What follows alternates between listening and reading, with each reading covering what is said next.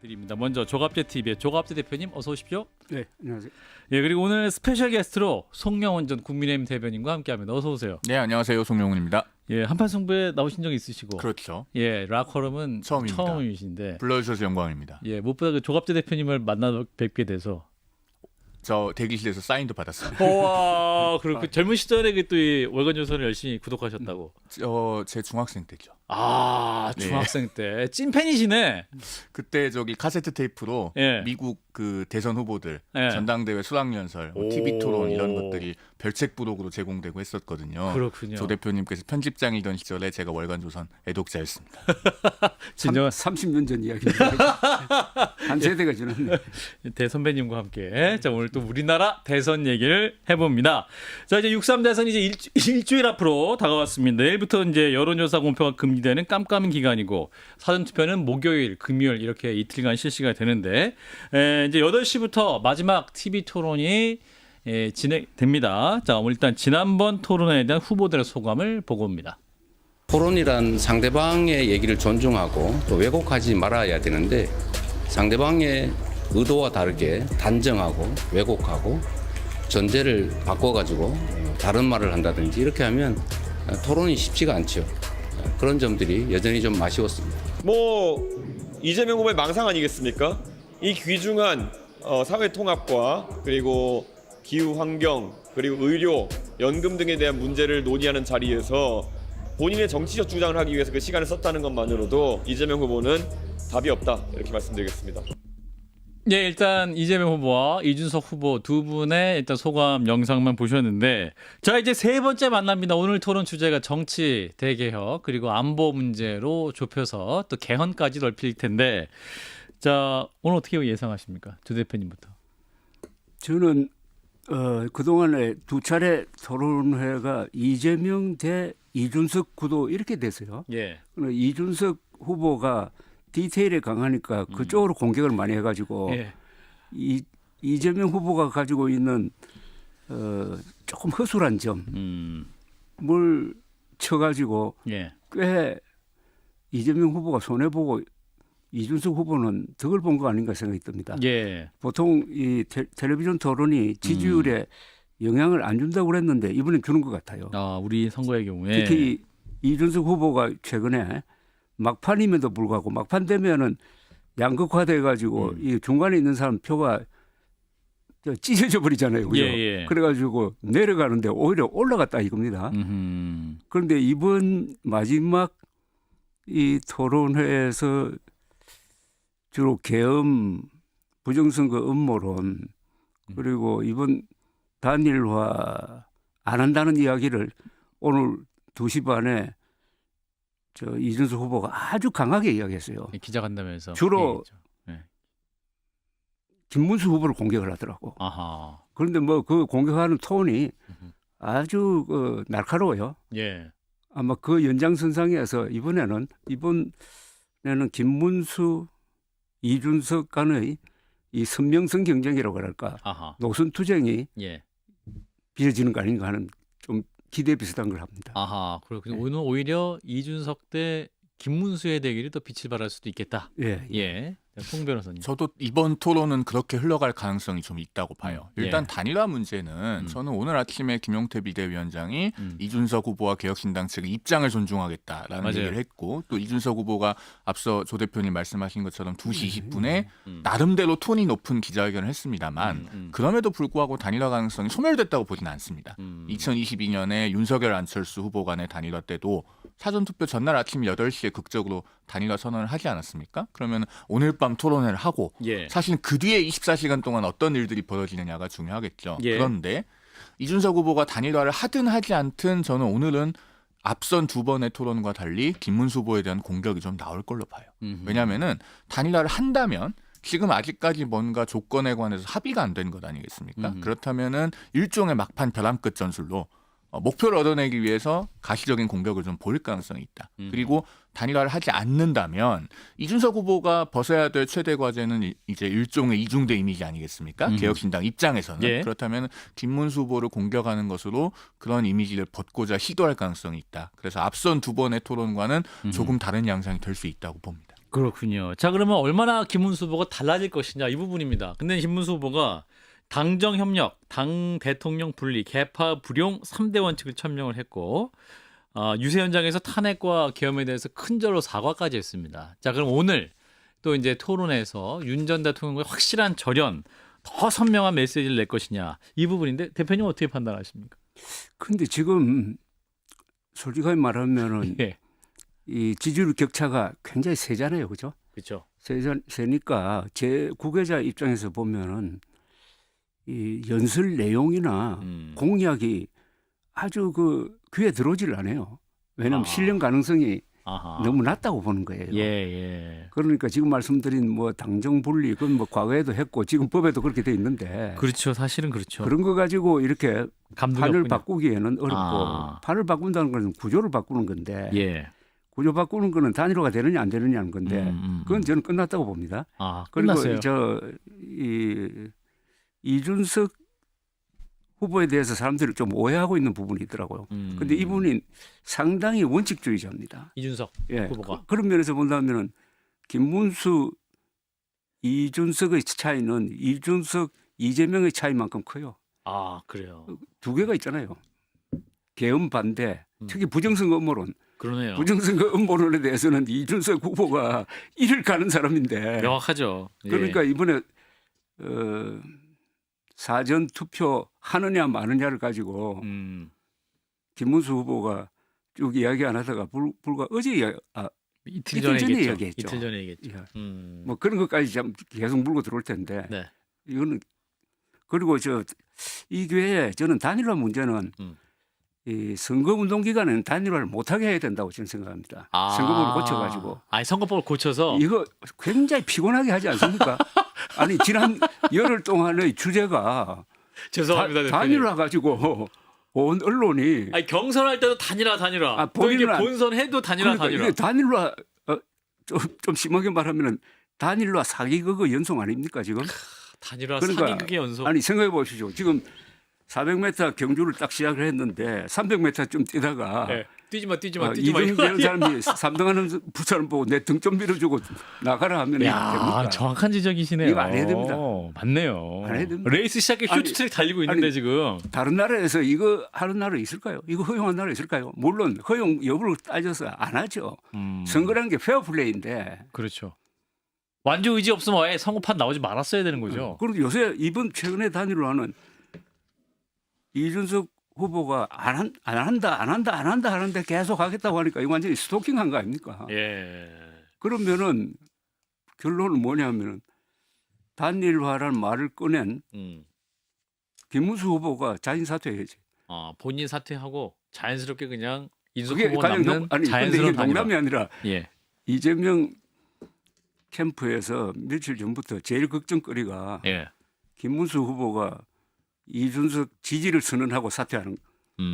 그래가지고 선거판을 예. 근본적으로 흔들어 버릴 수 있는. 윤석열 심판에서 이재명 심판으로 바꾸고 아하. 세대 교체, 정치 교체로 가면은 어떻게 하느냐 하는 그런 시나리오를 걱정했다는 이야기를 들었어요. 아하. 근데 그렇군요. 그렇게 하려면 오늘 마지막이지. 사실상 오늘 마지막이나 토론의 끝이 어떻게 끝날지. 자, 일단 우리 송 변호사님. 김문수 후보의 사퇴는 객관적으로 보면은 실현 가능성이 없는 이야기죠. 왜냐하면은 김문수 후보에게 가해졌던 사퇴 압력은 5월 8일, 9일, 10일 만한 때가 있었겠습니까? 한덕수 전 총리와의 소위 단일화 과정. 저는 그것은 엄밀한 의미에서 단일화가 아니라고 보기 때문에 예, 소위 예. 단일화라고 표현을 하는 것인데 그 과정에서 김문수 후보에게 가해졌던 압력이 뭐 수십 배 강했는데 예. 그때도 사퇴를 안 하고 버틴 분이에요. 그럴 가능성은 없고 퇴거 불응죄. 저는 이준석 후보야말로 예. 사실은 단일화에 대한 니즈가 있을 거라고 봅니다. 그래요? 왜냐하면은 일단은 이 선거가 뒤로 가면 갈수록 제3 후보가 겪어야 될 운명처럼 맞닥뜨리는 말이 있어요. 선거 비용? 아니요. 이준석을 찍으면 이재명이 된다. 이게 유구한 전통이 있는 것 아니겠습니까? 예. 92년 대선 때 뭐 정주영을 찍으면 김대중이 된다. 또 저기 2022년 대선에서도 안철수를 찍으면은 뭐 이재명이 된다. 이런 유구한 버전들이 있기 때문에 제가 봤을 때는 이준석 후보가 지금 지지율이 뭐 10% 이상 잡히는 조사들이 있다고 하더라도 그게 막상 본투표율까지 가면은 그 지지율이 유지가 되겠는가라는 것에 대해서 본인도 굉장히 고민이 근데 있어요. 그 사표 그게 작동하려면은 네. 두 사람이 합칠 경우에 당선이 명확히 될 수 있어요. 하죠. 당선이 될 수 있어야 돼요. 예. 지금 안 되잖아요. 그리고 그리고 대결시 아니 이준석으로 단일화 하나, 김문수로 단일화 하나, 그게 비슷비슷하다고. 맞습니다. 예. 오히려 이준석으로 단일화 할 경우에 그 수치 이외에 나오는 드라마틱한 거 이게 오히려 더 효과가 있을지 몰라요. 예. 여기에 더해서 보면 이제 한 가지가 더 있어요. 네. 이준석 후보의 정치인으로서 굉장히 실존적인 고민이 저는 있을 거라고 봅니다. 뭐냐면 이준석 후보는 2017년 대선 때 한 번 본인이 바른정당으로 함께 분당해서 나와서 유승민 후보의 완주를 도왔습니다. 예. 그리고 이번에는 개혁신당을 창당해서 본인이 후보로 아예 뛰고 있습니다. 여기서 또 다시 완주를 한다. 그러면은 보수의 본류인 국민의힘에 돌아와서 정치를 하는 것이 사실상 거의 불가능해질 수 있어요. 가시밭길이다. 가시밭길 가시밭길이 정도가 보인다? 아니라 만약에 그 최종 스코어가 아하. 김문수 플러스 이준석을 했더니 이재명과 엇비슷하거나 이기는 혹은 걸로 더 나온다. 앞선다 그렇게 실제 나오면은 결과가 나온다 그렇게. 마치 2000년 미국 대선의 랄프 네이더나 더 가까이 오면 2022년 대선의 심상정 후보처럼 되는 거죠. 그 고민이 있을 거고 근데 반대로 이제 국민의힘에 돌아온다 이번에 단일화를 해서 그러면은 지금 안철수 의원이 처한 상황처럼 이준석 후보는 두 번 다시 당 밖을 나가서 창당을 해서 독자 후보로 뛸 수가 없습니다. 굉장히 큰 갈림길에 지금 서 있는 거거든요. 그래서 본인 고민이 있을 거고 예. 그래서 지금 단일화에 대해서 강하게 부인하는 듯 하면서도 저 지난주 토요일 오후에 KBS 일라디오 그 정관용의 시사본부에 그 이준석 후보가 출연을 했었어요. 예. 제가 그때 스튜디오에서 맞교대를 해서 아. 끝나고 나오면서 저도 집에 가면서 그 인터뷰를 들었는데 아 예. 취재는 안 하셨구나. 직접 질문 안 하셨고 듣기만. 진행자께서 예. 그 프로그램에서 정관영 교수가. 단일화 안 하면은 정계 은퇴할 거냐? 오. 단일화하면 정계 은퇴할 거냐? 이걸 두 번을 물었어요. 아. 그랬더니 이준석 후보가 그거는 동탄 주민들에 대한 예의가 아니라면서 그 답변만큼은 한사코 피하더라고요. 정경태까지 안 갔다. 그래서 거기 약간 가능성이 있다 이렇게 보시는데. 조 대표님. 이준석이란 인물의 크기를 좀 달리 봐야 됩니다. 저는 말과 글은 우리나라 역대 정치인 중에 최고라고 생각합니다. 그리고 그런가요?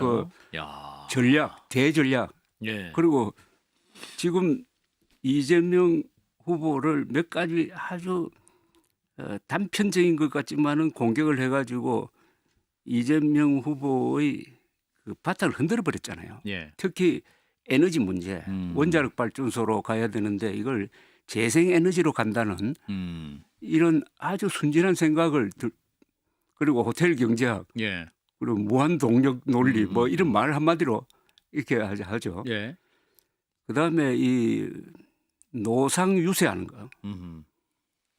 제가 한 30분을 들어봤는데 예. 말 한마디가 어긋나질 않아요.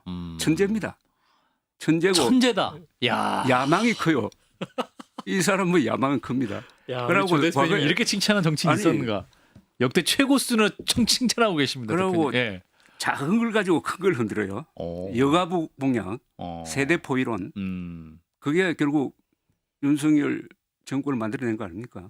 그래서 저는 굉장히 재밌게 봅니다. 흥미있게 보고 물론 단일화 안 하고 예. 단일화 안 합니다. 단일 절대 안 한다. 아니 단일화 하면은 지금까지 자기가 했던 걸 자기가 거짓말로 만들어 버리는데 그걸로 끝나버려요. 이준석 대표가 단일화 하면은 이준석이 끝나는 거예요.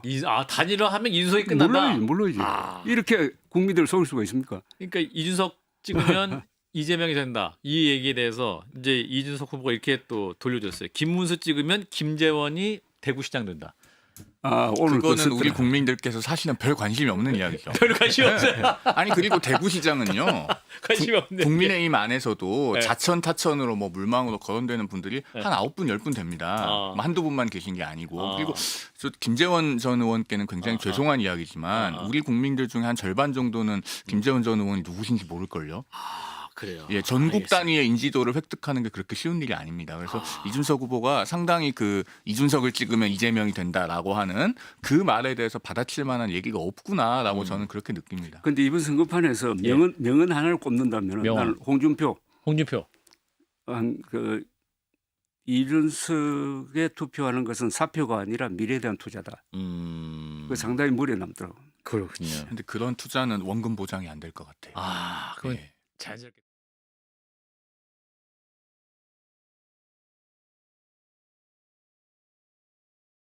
자연스럽게 두 번째 영상을 보도록 하겠습니다. 자, 김문수 후보와 한동훈 전 대표가 드디어 같은 연단에서 합동 유세를 했습니다. 이제 원팀이 되나 싶었는데 또 선대위 인선을 넣고 또 약간 불협화음이 있긴 했습니다. 일단 유세 영상을 보고 말씀 이어가겠습니다. 우리가 무능한 이재명 서울 도봉구죠? 세상을 함께 막아봅시다. 제가 그 마음으로 여기에 나왔습니다. 네, 한동훈 후보가 연설을 시작했고 옆에 김문수 후보가 서 있습니다. 여러분, 이재명은 사악해서 위험한 것이 아니라 무능해서 위험합니다. 이재명은 김어준을 대법관 만들겠다는 법을 얘기했다가 오늘 철회했습니다. 제가 김어준 대법관법이라고 이름 붙였고 바로 여러분들께서 제대로 비판하고 감시하니까 무서워서 꼬리 말고 도망갔습니다.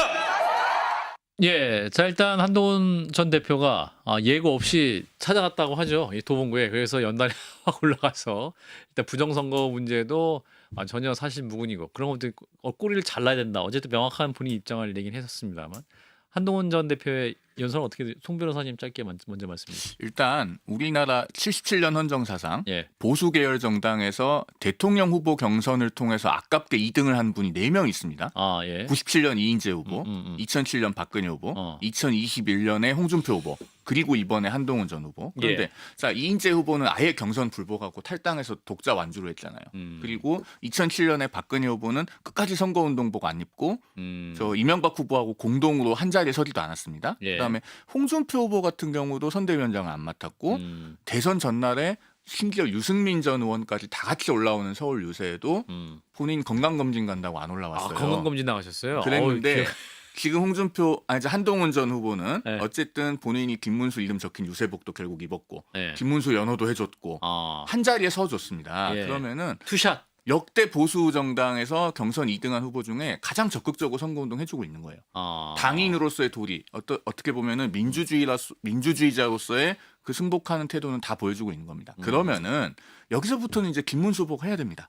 선거를 이기기 위한 3대 선결과제 그동안에 한동훈 전 후보가 숱하게 얘기했잖아요. 맞아요. 윤석열 전 대통령 부부와 단호하게 절연해라. 그리고 계엄과 탄핵에 대해서 올바른 입장을 견지하고 사과해라. 그리고 부정선거 세력과 같은 극단적 세력과 거리두기 해야 된다. 이 3대 과제를 명확하게 이행하지 않으면 오늘 저녁에 있는 토론회에서도요. 아마 제가 서두에도 말씀드렸지만 오늘은 3대 1로 포위당해서 공격당할 수 있습니다. 김문수 후보가 정수를 두는 거 말고는 답이 없어요. 예, 조 대표님.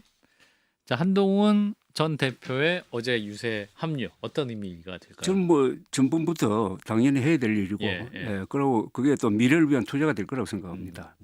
그 속으로는 뭐 상당히 고민이 많았겠지만은, 그런데 역대 우리나라 뭐 정당 사상 이런 일이 몇 번 있습니다. 너무 오래된 이야기인지는 모르지만은 김영삼, 김대중 1970년에 전당대회에서 신민당 전당대회에서 그때 모든 사람들이 김영삼 그때 원내 총무가 대통령 후보로 뽑힐 줄 알았는데 이분은 당연히 생각하고 그 수락 연설문 준비하고 있었다고요. 그 사이에 김대중 씨가 찍어가지고 그날 밤에 이렇게 바꿔가지고 역전으로 대통령 후보가 되면서 한국 역사가 바뀌는데 그때 있었던 71년 대통령 선거에서는 김영삼 씨가 항상 같이 따라다니면서 찬조 연설을 했습니다. 김대중 찬조 연설을 했어요. 제가 그 현장을 봤어요. 자기의 정치적 고향인 부산에 와가지고 김대중 씨를 찍어달라고 하더라고. 그게 굉장히 아름다운 장면이에요. 그리고 그 뒤에 민주화 투쟁을 하면서도 두 사람이 항상 그렇게 협력할 때 협력하고 또 싸울 때 싸우고 했습니다. 그 전통을 이어가는 거예요. 우리 한동훈 전 대표가. 그래서 이게 모양이 좋은 겁니다. 그런데 거기에 대한 이 김문수 후보 측의 반응이 없습니까 지금? 좀 약한가요? 근데 이제 권성동 또 원내대표가 이렇게 얘기했어요. 한동훈 후보가 전 대표가 이제 중도층 흡수를 위해서 친윤 청산해야 된다 이렇게 말을 했는데 그건 그분 개인 의견이다. 이렇게 또 이제 권성동 원내대표가 여전히 또 한동훈 전 대표와 긴장 관계를 좀 보여주고 있는데 그분 의견이다. 개인 의견. 저는 이 선대위가 어떻게 구성되는지 하는 것은 국민하고는 아무 관계 없어요. 아 그런가요? 그거는 그 당내에 있는 사람들이 열심히 그거 가지고 하면 할수록 그게 언론에 공개되면 될수록 이 감점 효과가 나올 거라고. 지금 국민들은 누가 당선되느냐 떨어지느냐 뭐 이렇게 크게 보는데 예. 이제 한동훈 전 대표가 나오니까 새삼 이번 선거판이 근본적으로 잘못됐다는 생각은 들어요. 어떻게 보면은 지난 5월 3일에 김문수 후보를 뽑음으로써 사실상 국민의힘은 선거를 포기했다고 봅니다. 이번 조기 대선이 윤석열 심판 선거가 될 거라는 걸 누구나 예상했대요. 그러면은 윤석열 편에 선 사람을 후보로 뽑는다면은 공격이 불가능하잖아요. 예. 그죠? 아니 윤석열을 편들면서 이재명 후보를 공격할 수는 없잖아요. 예. 지금 그런 식으로 가고 있지 않습니까? 좀 효과적인 비판이 안 되잖아요. 그래서 지금 이재명 후보에 대한 효과적인 비판은 김문수 후보가 하는 게 아니라 이준석 후보가 하고 있다고요. 그래서 이 참 아쉽게 생각되는 게 그때 만약 한동훈 후보가 후보로 뽑혔으면은 이번 선거판은 주도권이 오히려 한동훈, 이준석 이런 분들한테 갔을 가능성이 있습니다. 오히려 토론 양상도 한동훈 국민의힘 후보 그리고 이준석 개혁신당 후보 두 명과 이재명 후보와의 토론 대결 구도가 됐으면 오히려 토론이 더 격렬 혹은 또 좀 보는 사람들에게 내용 있는 토론 될 수 있었겠다. 한동훈 전 후보가 지금 선거 바깥에서도 네. 노주성, 그러니까 노쇼주도 성장, 그리고 또 김어준 대법관법 이렇게 전곡을 찌르는 워딩들을 구사하면서 사실은 선거운동에 많은 영향을 주고 있잖아요. 네. 그런 것들이 TV 토론 장내에서 펼쳐졌다면 하는 아쉬움을 갖고 계시는 분들이 많을 거예요. 그리고 그 권성동 원내대표의 반응 관련해 가지고요. 그분 개인 의견이다. 네, 친윤 청사는 제가 이 지점에서 꼭 좀 드리고 싶은 말씀이 있는데 오늘 이제 그 김문수 후보가 이낙연 전 그 새밀레민주당 대표하고 손을 잡았잖아요. 예. 그런데 이낙연 전 총리 개인하고 손을 잡는 게 중요한 게 아니고요. 그러면은 그 이낙연 전 총리로 대변되는 옛 동교 동계가 과거의 정권 교체, 정권 창출을 위해서 가졌던 절박성을 본받아야 돼요. 무슨 얘기냐면 제가 우리 조 대표님 앞에 계신데 옛날 얘기를 아는 척해서 죄송합니다만 그 동교 동계는 1997년에요. 본인들이 정권을 이루어내기 위해서 동교 동계 7인이 모여서 그 백이종 군선을 했잖아요. 97년 9월에. 예. 그때 옥중에 있던 권노갑, 그다음에 뭐 한화갑, 김옥두, 남궁진, 최재승, 마지막에 그 당시 동교 동계 막내였던 설훈 전 의원까지. 예. 이낙연 전 의원하고 이낙연 전 총리하고 막역한 사이잖아요. 가서 그분들 말씀을 들어야 돼요. 우리는 정권을 창출하기 위해서 얼마나 절박하게 했는가 그 얘기를 듣고 지금 국민의힘에서 여기까지 오게 된 상황에 책임이 있는 친윤 핵심 인사들 그분들이 공직 불취임 선언 같은 걸 해야 됩니다. 우리는 정권을 맡게 되더라도 예. 어떤 공직에도 취임 안 하겠다. 백의종군 선언. 해야죠. 왜냐하면 지금 정권을 잃게 되면 그분들도 어차피 정치적 미래가 뭐가 있어요. 가시밭길로 갈 텐데 예. 그러면은 그런 절박성을 보여줘야 되지 않아요? 이재명 후보가 당선되면은 자유민주주의, 법치주의가 다 흔들릴 거라고 하면서 그런 절박성을 본인들이 행동으로는 보여주는 게 뭐가 있어요?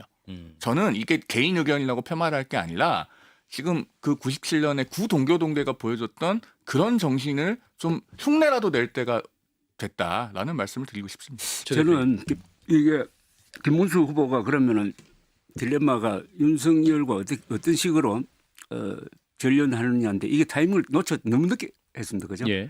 빨리 저 후보가 되자마자 했어야죠. 어떻게 해야 되느냐?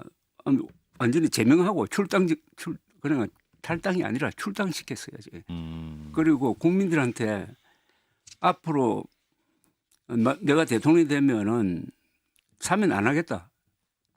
윤석열 혹시 김건희 씨가 기소가 돼가지고 형이 확정돼도 두 부부에 대해서는 사면 안 하겠다고 해야 돼. 그러고 특검 받는다는 해야 돼. 그게 뭐 내란 관련 특검이든지 예. 김건희 여사 관련 그 정도는 이야기해야죠. 초강수네요.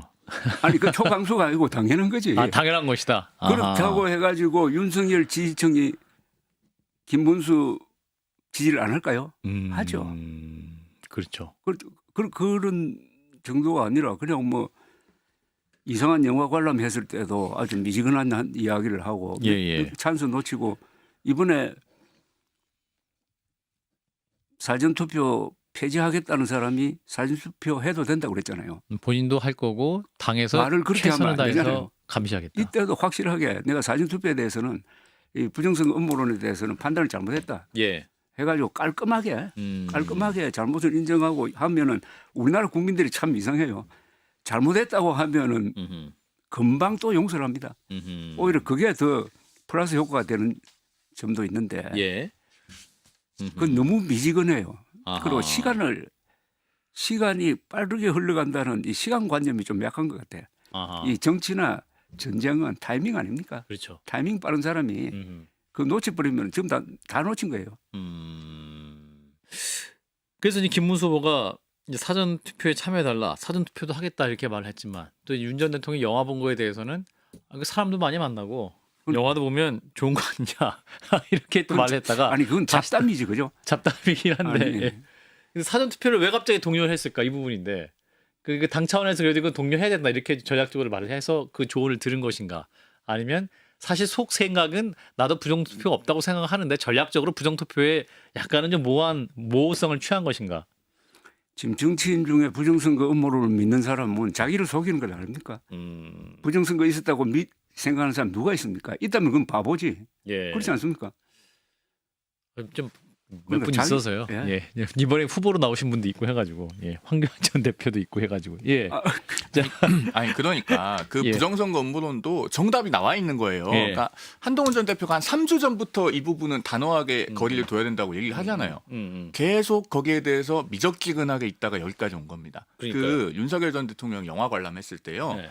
사실 객관적으로 보면 악재가 맞죠. 음. 그런데 정치의 세계에서는요. 100% 악재이기만 한 건 없어요. 작용 반작용이 다 있기 때문에 아하. 그런 상황에서도 어떻게 받아치느냐 나름인데 음. 그때 김문수 후보가 사실은 현실에 대한 냉철한 인식이 있었다면 음. 그때 오히려 그걸 계기로 윤석열 전 대통령을 강도 높게 비판하면서 음. 전련 의지를 보여줄 수 있었습니다. 아. 그러니까 그거는요. 시기에 따라서는 일종의 배팅볼이었을 수 있어요. 아하. 그런데 거기서 영화도 많이 보시고 사람 만나면 좋은 것 아니냐 이렇게 하면서 제가 봤을 때는 메시지가 크게 실기했다고 보는 겁니다. 그래서 지금 국민의힘은요. 당연히 대통령 후보가 사전투표 직접 해야 되고 사전투표를 독려 안 할 수 없어요. 하루만 투표하는 당이 3일간 투표하는 당을 어떻게 이겨요? 게다가 그 하루 투표는 3일보다 앞에 있는 것도 아니고 3일의 마지막에 있어요. 그러네요. 당연히 논리적인 귀결로 3일 투표하는 쪽이 유리해요. 그러니까 독려해야 되는데 지금 김문수 후보의 상황은 말이 자신의 행동을 못 따라가잖아요. 아하. 그래서 일종의 열중시하면서 몸은 앞으로 가 하고 있는 상황 같은 거예요. 저도 예. 보면서 굉장히 답답한데 예. 그래도 오늘 토론회에서 좀 그런 부분을 확실하게 단절하는 메시지가 나와주고 사전투표를 할 때도 현장에서 많은 언론인들께서 마이크 제공하지 않겠습니까? 그럴 때 분명한 얘기를 해줘야 됩니다. 자, 그래서 이제 이재명 후보는 사전투표 첫날에 서울에서 사전투표를 할 예정이다. 한동훈 전 대표는 광주에서 한다고 하는데 이게 또 이제 투표하는 장소의 상징성도 있지 않겠습니까? 조 대표님, 한동훈 대표는 왜 광주에서 투표를 한다고 했을까요? 그동안 광주에 공을 많이 들였죠. 아, 그런가요? 호남에 공을 많이 들였죠. 아하. 왜냐하면은 이게 이제 한 번 일회성으로 광주에 가면 뭐 저거 쇼하는 거 아니냐 이럴 텐데 예. 나름대로 그 당대표 시절에도 예. 그 당시에 이제 16 재보궐선거가 4곳에서 있었잖아요. 예. 전남 곡성군수 선거도 장시간 들여서 거기 직접 유세를 하고 갔고 더 중요한 거는 이제 그 선거 결과가 나오고 나서 사실은 당선된 곳 뭐 부산 금정처럼 22% 압승한 곳에 가서 환호받고 축하받고 할 수도 있는데 전남 곡성에 낙선한 최봉희 곡성군수 후보의 낙선 인사에 먼저 갑니다. 그때 제가 저 유세도 동행을 하고 낙선 인사도 동행을 해서 아는데요. 예. 그 최봉의 후보가 득표율이 3.5%가 그랬어요. 근데 말이 좋아서 3.5%지 표수는 549표거든요. 그 549표 얻는데 낙선 인사 하러 가면은 하루를 꼬박 소비해야 돼요. 아침에 가서 예. 올라오는데 또 시간 걸리니까. 그런데 거길 제일 먼저 갔단 말이에요. 그리고 이번에 12억 원이 후원금 남은 것 당에 귀속되잖아요. 그것도 귀속되게 하면서 호남을 비롯해서 수도권 등등 험지에서 고군분투하고 있는 우리 동지들을 위해 써달라 이런 메시지를 또 냈단 말이에요. 그래서 나름의 일관성이 있는 행보이고 그러니까 사전 투표를 광주에서 하는 것도 일회성의 행보는 아닌 거죠. 저는 그렇게 봅니다. 예, 그것이 또 하나의 메시지가 될 것이다라는 말씀. 자, 이런 가운데 이제 단일화. 우리 조 대표님도 좀 피곤하다 말씀하셨는데 이게 이제 이준석 후보는 이재명 후보를 막으려면 김문수의 사퇴가 답이다. 이런 입장인데 사실은 지난 대선 때도 3년 전에도 안철수 후보가 단일화 안 할 거다. 단일화 안 할 거다. 이제 평론가들이 단일화 전문가의 안철수 후보는 단일화 할 거다. 계속 얘기했는데 안 한다. 이분이 어떤 말까지 했냐면 나중에 윤 전 대통령 뽑을 사람들 손가락을 자르고 싶은 심정일 것이다 하면 단일화를 부인하다가 전격적으로 또 단일화를 했단 말이에요. 그러면서 이제 발표도 하고 뭐 이렇게 구두 합의 뭐 하면서 이제 했던 장면이 여전히 기억이 나는데 그래서 이번에도 그래도 있을 수 있지 않겠냐라고 하는데 그거 아니라고 해서 오늘도 이준석 후보가 인터뷰를 한 거겠죠, 대표님? 근데 이게 얘기할 가치가 없습니까? 아니, 좀 이제? 허무한 이야기예요. 허무한 이야기입니까? 왜냐하면 알겠습니다. 우선 저 단일화 효과인데 네. 안철수 윤석열 단일화가 윤석열 대통령에게 별로 덕이 안 됐다는 거 아닙니까? 표가 그런가요? 양쪽으로 갈라졌다는 거 아닙니까? 그래요. 그리고 오히려 이재명 후보 진영을 결속시켜가지고 0.73%가 나오게 된 동기 중에 안철수 하나라서 단일화다? 윤석열 대통령이 별로 고맙게 생각 안 했다는 겁니다. 그래요. 거기에 비하면 이번에 단일화는 아무 효과가 없는 거예요. 아무 효과 없는 아무 단일화다? 효과가 없으니까 지금 단일화 가지고 예. 이야기하는 것은 그냥 정치권에서 하는 이야기고 그건 국민의힘의 다른 목적. 그러니까 졌을 때 그 책임을 이준석 후보에게 떠넘기려고 알리바이 만들려고 하는 거고 또 거기 더 나가서 무슨 당권 싸움에 유리한 환경을 만들려고 하는 건지 예, 모르지만 문제는 언론이에요. 언론이 여기에 가세를 해가지고 저희 잘못입니다. 자꾸 이게 화제를 내면은 중요한 지금 막판에는 좀 아젠다가. 중요한 이야기 해야 되는 거 아닙니까? 죄송합니다. 저는 예. 이 사법 문제도 중요하지만은 예. 이 에너지 정책 문제 이번 토론을 통해서 드러난 이재명 후보의 이런 비과학적인 에너지 정책 이건 문재인 탈원전 시즌 2거든요. 예. 이렇게 되면 우리 산업이 어떻게 될까? 이거 진지하게 한번 이야기하는 쪽으로 화제를 돌려야지. 이 시간 낭비예요.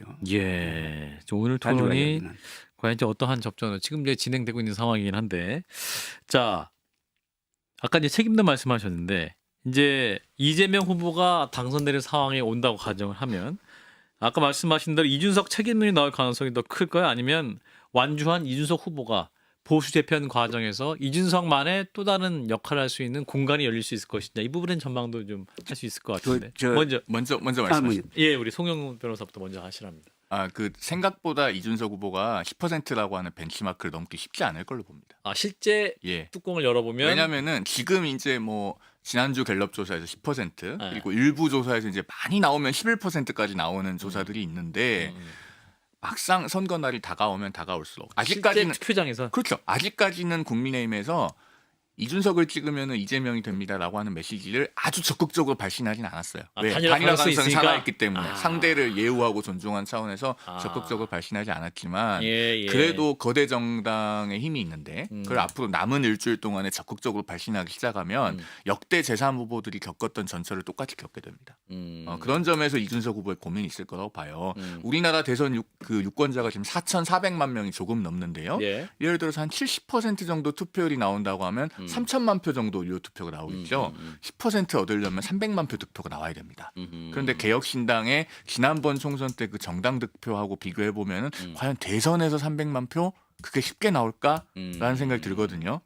그래서 만약에 완주를 택했는데 10%라고 하는 벤치마크도 넘지 못하고 대통령은 이재명 후보가 만약에 당선된 상황이 된다. 그러면 이준석 후보는 보수의 본가와는 정말 돌아올 수 없는 강을 건너게 됩니다. 그리고 더 중요한 것은 이 단일화를 회피하는 과정에서 이준석 후보 측에서 물론 워딩을 약간 다르게는 하고 있습니다만은 이재명 후보가 당선되어도 마치 상관없다는 듯한 태도를 보이는 것을 지금 이른바 코어 보수에서는 굉장히 주목해서 보고 있을 거예요. 그게 그러면은 선거 후에 평가를 할 때 특히나 이건 정서적인 부분이기 때문에 어떤 영향을 미칠 것인가 사실은 이준석 후보와 이준석 후보 주변에서도 이 부분에 대한 고민을 많이 하고 있을 것 같습니다. 예. 근데 이제 보수 패배의 책임이 왜 자꾸 이준석 때문이냐? 그 계엄을 방치했고 또 윤 전 대통령의 실정을 제대로 비판 못했던 당의 주요 세력들 아니겠느냐? 뭐 이렇게 반론 나올 수 있을 거긴 그리고 합니다만. 그게 먹히지 않을 정도로 예. 격차가 클 거예요.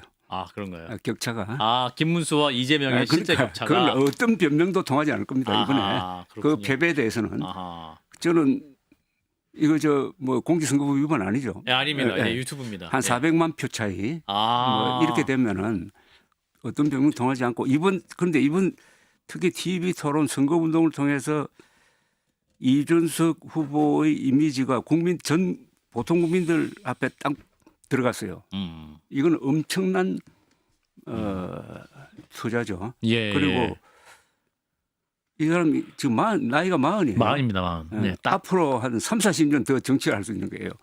그리고 지금 여론조사 보면은 20대 남녀 합쳐가지고 1등이 이재명 후보가 아니고 지금 이준석 후보로 이준석 나옵니까? 후보입니다. 30대에서도 거의 비슷해요. 20대 30대를 잡았어요. 20대 30대를 잡았다는 게 이게 얼마나 미래를 잡은 것이다. 그렇죠. 미래를 잡은 거니까. 자, 우리 조 대표님 400만 표 차이까지 날 것이다 이렇게 예상하셨는데 송 변호사님은 그 정도까지는 아닐 것이다. 뭐 득표차나 퍼센티지는 앞으로 남은 일주일 동안도 많은 변동성이 있을 수 있어서요. 네. 그리고 정당에 속해 있는 사람은 이 관전자나 단순 평론가는 아니기 때문에 그 결과에 어쨌든 결과를 위해서 노력을 해야 되는 입장이기 때문에 제가 숫자를 예상하는 것은 적절하지 않은 것 같습니다. 다만 일부 20대에서 이준석 후보에 대한 선호가 있을 수는 있어요. 네. 그런데 이제 주로 전통적으로 제3 후보를 선택하는 분들은 정치 저관심층이거든요. 그러면은 그 후보에 대해서 속속들이는 알지 못하는 경우가 있어요. 근데 알면 알수록 이분이 정말 젊은 후보이고 신선한 제3 후보인가라는 생각을 하게 될 수 있는 요소들이 분명히 존재합니다. 예를 들면은 뭐 단적으로 누구나 아는 것부터 말씀을 드리면은 과연 정말로 길고 크게 정치할 사람이 새벽 4시에 그렇게 명태균 씨하고 실불사에서 홍매화 심느냐. 예. 그리고 뭐 당대표 여당 대표이던 시절에는 예. 그 김건희 여사한테 전화해가지고 그렇게 아크로비스타 찾아가고 그렇게 하느냐. 사실 그런 부분에서 이준석 후보도 예. 본인이 떳떳하게 말하지 못할 요소들이 많이 있거든요. 다만 그런 부분들을 아직까지는 국민의힘에서 그래도 과거의 한 식구였고 단일화의 가능성이 있으니까 정면으로 거론을 해오지 않고 있는 것뿐입니다. 자, 이런 가운데 김문수 후보가 박근혜 전 대통령 또 이명박 전 대통령을 만났습니다. 공개 행보도 하고 했는데 자, 이러한 두 역대 대통령, 보수가 배출했던 대통령, 사실 한 분은 탄핵됐던 분이고 한 분은 또 특검 받아가지고 다시 그 징역형을 살다가 사면된 분이지 않습니까? 근데 과연 이 두 분을 만난 것 자체가 일단 보수 결집에 좀 효과가 있을 것이냐, 보수 유권자는 어떤 메시지 줄 것이냐? 저는 효과 없다고 봅니다. 효과 없습니다. 효과 없고 예. 괜히 이 보수의 어떻게 보면 아픈 점, 예. 잊고 싶은 걸 자꾸 다시? 상기시키는 거 아닙니까? 특히 박근혜 전 대통령 나올 때마다 안쓰럽기만 하고 그렇죠. 박근혜 전 대통령이 탄핵된 거는 나는 억울하다고 봐요. 억울하고 보는데 그러나 탄핵된 대통령은 변명을 할 수가 없어요. 예. 그건 정치적 실패거든. 예, 당이 분열돼 가지고 그렇게 됐는데 예. 그리고 모르죠. 충청권에는 유경수 여사에 대한 추억이 옥천이니까 충북 예. 옥천이거든. 옥천. 유경수 여사. 예, 옥천 저도 옥천에 충청권에는 예. 그 어떤 추억 뭐가 있을지 몰라요. 예.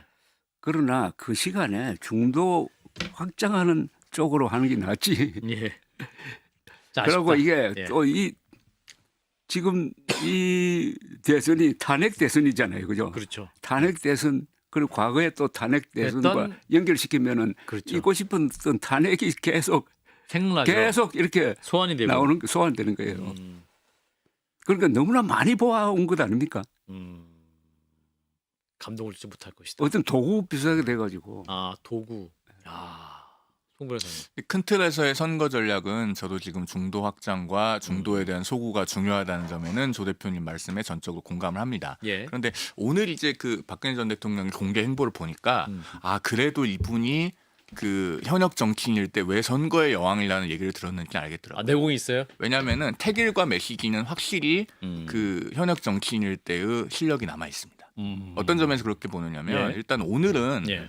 저녁 8시에 TV 토론이 있기 때문에 주요 후보들이 그 일정을 많이 잡지 않습니다. 뭐 김문수 후보도 오늘 뭐 이명박 전 대통령하고 오찬하는 것 정도 외에는 예. 낮에는 공개 일정이 없었잖아요. 예. 그런 것처럼 그렇게 공개 일정이 없는 날 박근혜 전 대통령이 행보를 함으로써 언론의 주목을 받을 수 있어요. 그러면은 앞서 이제 조 대표님께서 안쓰럽다라고 표현을 하셨는데 분명히 그 박 전 대통령에 대한 향수를 가지고 있는 보수층이 있습니다. 예. 그리고 보수가 아직까지 완벽하게 결집되지 않고 이완되어 있는 측면이 있기 때문에 그분들에게 소구할 수 있는 요소는 있다고 보여져요. 그리고 오늘 메시지도 그 뭐 유경수 여사 생가 이런 데 방문을 하고 언론에다가 뭐라고 얘기를 했냐면은 어머니는 항상 검소하시고 공과 사를 엄격히 구분하신 분이다.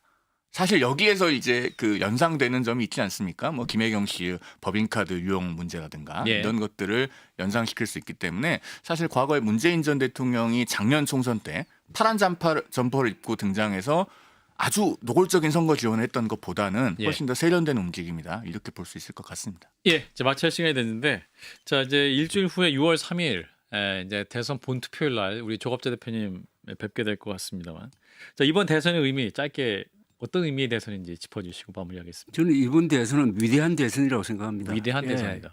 계엄 사태를 가지고 6개월 동안 끌면서 우리가 가지고 있는 이 헌법기관, 헌법재판소를 통해서 법률적으로 정리를 하고 그다음에 보다 넓은 의미에서 유권자인 국민들이 투표장에 나가서 심판하는 거거든요. 예, 심판입니다, 이거. 그렇죠. 그러니까 그 결과가 표차로 나올 거라고.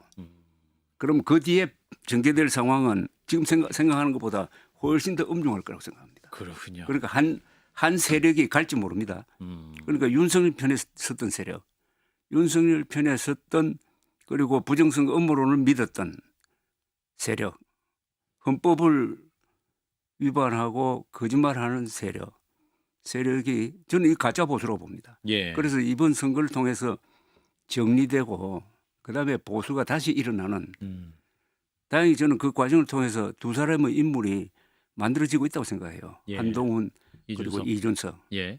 그러면은 흔히 우리가 농담 삼아 보수는 폭삭망해야 살 길이 있다고 하는데 그 폭삭망하도록 하는 게 나는 이번 선거가 될지도 모른다는 생각이 듭니다. 알겠습니다. 자, 12월 3일 내란 사태 이후에 이제 시작됐던 대한민국의 혼란, 6월 3일 대선으로 이제 마무리될 수 있을 것 같은데. 대선의 의미는 저도 한마디 하면 한 안 말씀 되나요? 해주세요. 예, 또 송 변호사님. 마무리 멘트는? 예, 마무리 짧게. 네, 예. 저는 그 우리 존경하는 조 대표님의 그 말씀하고 네. 대체로 생각이 비슷한데요. 아. 마지막 하나의 결이 다른 것 같습니다. 네. 그러니까 가장 헌법 바깥에 있었던 이 비상계엄이라고 하는 사태를 어쨌든 대한민국이 헌법 질서의 틀 안에서 문제를 해결했고 그 해결하는 종착점에 있는 것이 대선인 건 맞아요. 그런데 우리가 헌법 질서가 지금 또 다른 도전에 직면해 있는 건 아니겠습니까? 그러니까 이재명 후보가 대통령이 되면 결국에는 지금 현재 사법부를 흔들고 있는 것처럼 이 삼권 분립이 형해화되고 삼권 일체로 가는 것 아니냐라고 하는 우려가 굉장히 팽배해 있습니다. 그런 새로운 도전에 직면해 있다는 점을 염두에 두고 아마 이 비상계엄과 그 이후의 과정을 극복해온 우리 국민들께서 헌정 질서에 대한 또 다른 도전도 막아내는 그런 선택을 해주실 거라고 저는 믿습니다. 예, 자 화요일에 또 락커룸 오늘 또 알차게 두 분이 또 말씀해 주셨습니다. 오늘 순서 여기서 마무리하도록 하겠습니다. 네, 두 분 감사하고요. 다음 시간에 뵙겠습니다. 여러분 고맙습니다.